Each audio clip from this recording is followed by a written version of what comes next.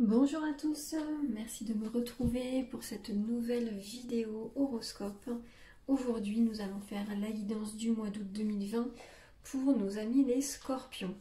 Donc ça peut être les scorpions signe solaire, votre ascendant ou votre signe lunaire.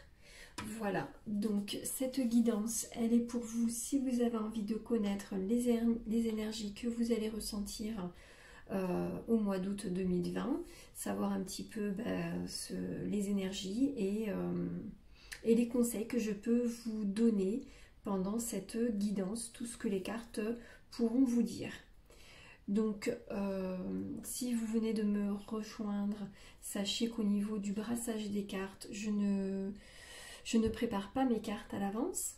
Donc je brasse mes cartes au moment de la vidéo et je regarde donc les cartes qui sautent du paquet. Ce n'est pas moi qui choisis les cartes, je ne prépare rien à l'avance. C'est vraiment les cartes qui sautent du paquet que je vais vous interpréter, vous transmettre les messages de ces cartes. Voilà, donc on va commencer. Donc 3 cartes du tarot des mondes oniriques et à la fin toujours une petite carte du petit oracle victorien d'Eve Corrigan. Hop. On se retrouve donc pour le brassage des cartes. Je me concentre sur vous les scorpions et je demande l'aide, bien entendu, l'aide de mes guides s'il vous plaît et de mon ange pour me donner 3 cartes pour les scorpions, pour connaître un petit peu les énergies ressenties pour les scorpions au mois d'août 2020.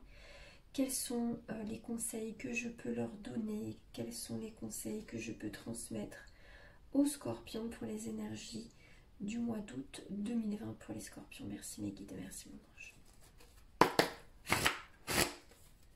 C'est parti. 3 cartes.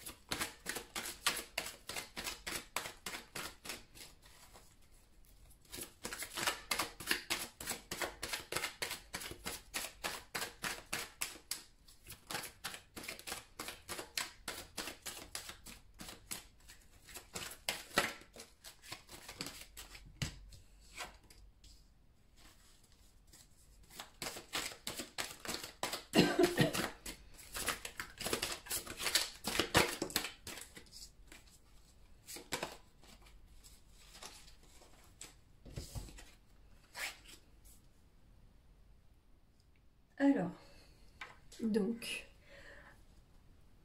on a deux arcades majeures. Donc, du coup, on a l'hiérophante et on a le chariot en arcane majeure. Et nous avons aussi en arcane mineure le 10 d'épée. Alors, du coup, ici, on va nous parler avec le 10 d'épée. On est dans l'élément de l'air. On va parler donc de certaines blessures, de certaines souffrances que vous avez encore peut-être en vous, ou alors certaines blessures qui font partie de votre passé. Et on vous dit que il est temps d'aller de l'avant avec le chariot, d'avancer sur de nouveaux projets, de laisser derrière soi donc les blessures. On me parle aussi de peut-être de crever l'abcès avec la tierce personne, peut-être une personne qui est liée du coup à cette situation de trahison. Vous avez été déçu par une personne et peut-être que vous avez percé donc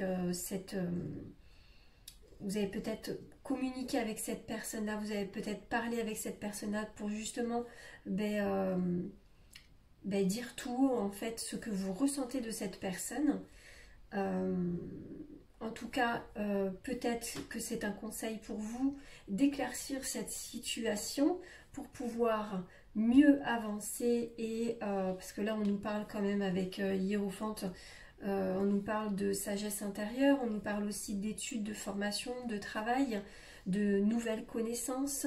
Ça peut être un déménagement aussi avec le chariot, parce qu'on peut avoir aussi un déplacement peut-être peut-être un déplacement pour les vacances, parce qu'on est sur les énergies du mois d'août, donc peut-être que les vacances vont vous faire du bien et vous allez trouver une certaine sagesse pendant ces vacances, et que du coup vous allez pouvoir avancer plus sereinement et laisser derrière vous certaines blessures, mais il y a quand même une histoire de communication. Donc peut-être que vous n'avez peut-être pas eu les réponses à vos questions par rapport aussi à cette trahison.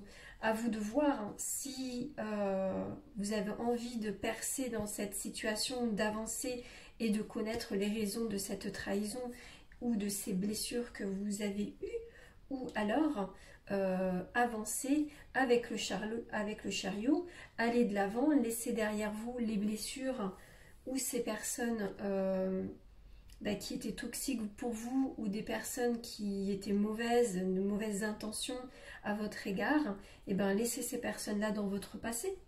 Laissez-les derrière vous, laissez-les dans votre passé. Vous n'avez pas forcément besoin de ce genre de personnes si vous voulez reconstruire quelque chose. Parce que là, avec le chariot, on est dans du changement, on avance sereinement, on veut laisser derrière soi justement ce qui nous a fait du mal. On a envie d'avancer, là on a de l'eau, tout ça, donc peut-être les vacances, ou un déplacement où il y a de l'eau, des vacances ou une rivière. On peut parler aussi de purification avec l'eau, hein, faire aussi des bains où vous pouvez vous sentir mieux et purifié. L'eau de la mer peut très bien faire aussi un rituel de purification, hein. On peut le faire aussi avec l'eau salée de la mer, on peut le faire aussi chez nous dans une baignoire avec certaines plantes qui peuvent nous aider, et certains sels que nous mettons dans notre bain pour un rituel de purification pour se sentir mieux. Et on va nous parler donc avec l'hiérophante, on vous demande de trouver cette sagesse intérieure, on vous demande d'aller de l'avant et d'aller vers de nouvelles connaissances, d'apprendre des nouvelles choses, de peut-être en lien à un nouveau travail ou à une formation, un stage, ou ça peut être tout simplement de la connaissance dans les livres, dans ce que vous aimez, de chercher à vous enraciner aussi, de vous enraciner dans la nature. Ça peut être dans la nature, ça peut être très bien aussi pendant vos vacances. On vous demande de vous enraciner, de prendre les énergies de la terre pour vous ressourcer, pour vous redonner la force nécessaire d'avancer vers vos futurs projets. Donc trouvez cette inspiration, trouvez ces énergies que vous pouvez trouver dans cet ancrage que vous pouvez trouver en pleine nature. Ça peut être aussi un ancrage pendant une méditation, parce qu'on peut être aussi déraciné par rapport à notre chakra racine, qui peut être un petit peu déstabilisé, et du coup on manque d'ancrage. Donc on peut faire une méditation guidée spéciale chakra racine, ou un manque d'enracinement, parce que peut-être il vous manque quelque chose, point de vue de vos racines, point de vue de vos ancêtres. Peut-être aussi qu'il y a quelque chose par rapport à vos ancêtres, par rapport à vos grands-parents, peut-être que vous ne les avez pas connus, ou qu'il y a quelque chose avec vos grands-parents qui vous manque. Ça peut être ça aussi. Mais on parle beaucoup, l'hiérophante, de sagesse intérieure et de connaissance. Mais en tout cas, pour avancer positivement, c'est pas toujours bon de garder en soi la rancune ou la vengeance, ou enfin voilà, il faut avancer et laisser toujours le passé derrière soi. On a aussi ici le crabe. Il peut très bien aussi symboliser quelqu'un, hein, le crabe, hein, Ça peut être aussi une personne qui est sous le signe du crabe, du cancer.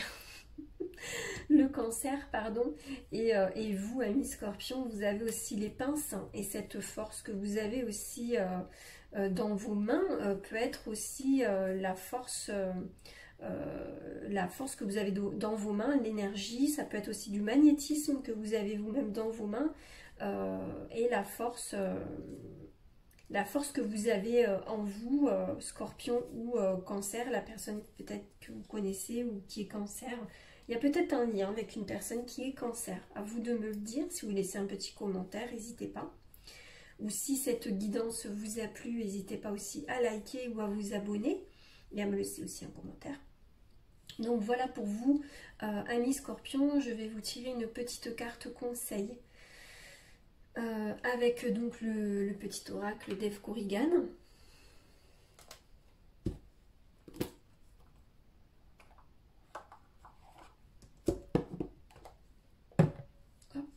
C'est parti, le petit conseil. Pour les scorpions, le conseil pour le mois d'août, s'il vous plaît.